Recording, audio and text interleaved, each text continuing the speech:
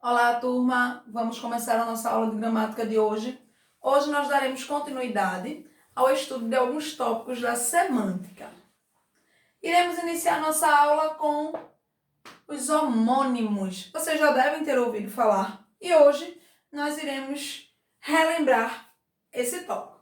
Homônimos são palavras que possuem mesma pronúncia e muitas vezes a mesma grafia, mas significado diferente. Eu quero que vocês se atentem a esse termo, mesma pronúncia e muitas vezes mesma grafia.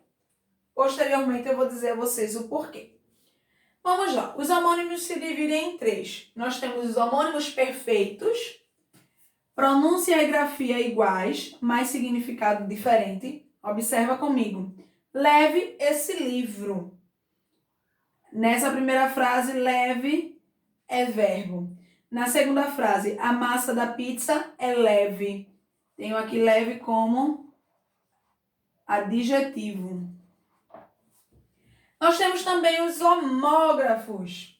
Grafia idêntica, som e significado diferente. Observa comigo. Eu almoço sempre ao meio-dia.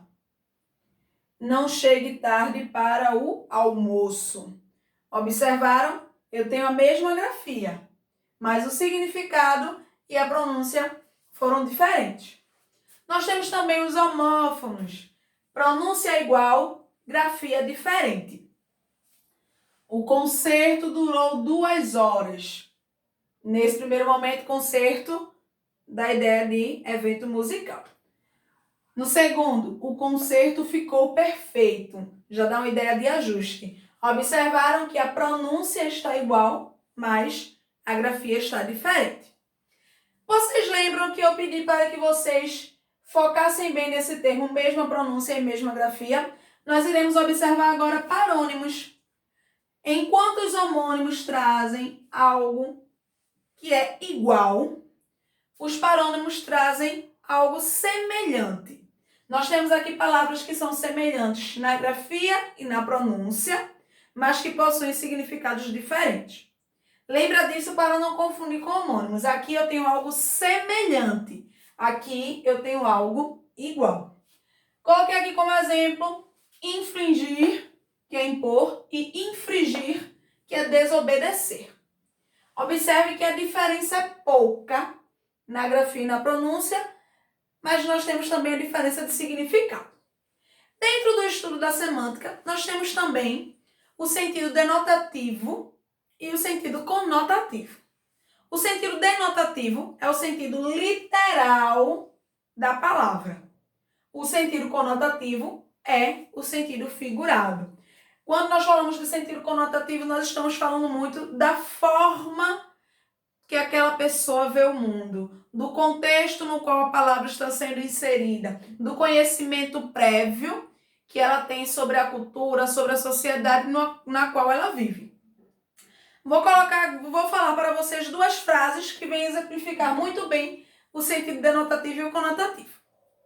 Primeira frase, as vacas magras não são boas produtoras de leite. Nessa frase, vacas magras está relacionada ao animal de fato. Já como segundo exemplo, eu tenho o seguinte. Ana viveu uma infância de vacas magras. Nesse contexto, nós estamos utilizando o termo vacas magras como dificuldade, situação difícil, talvez um problema financeiro. E é muito comum utilizarmos esse termo. Chegou o tempo das vacas magras. Esse mês estou vivendo um período de vacas magras. Quando utilizamos dessa forma, nós estamos utilizando o sentido conotativo. Dentro de tudo isso, nós temos também a polissemia.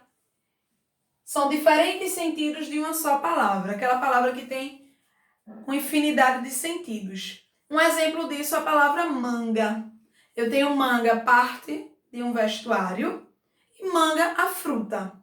Eu tenho banco, lugar para sentar, e banco, agência bancária. Espero que vocês tenham compreendido. Vamos praticar.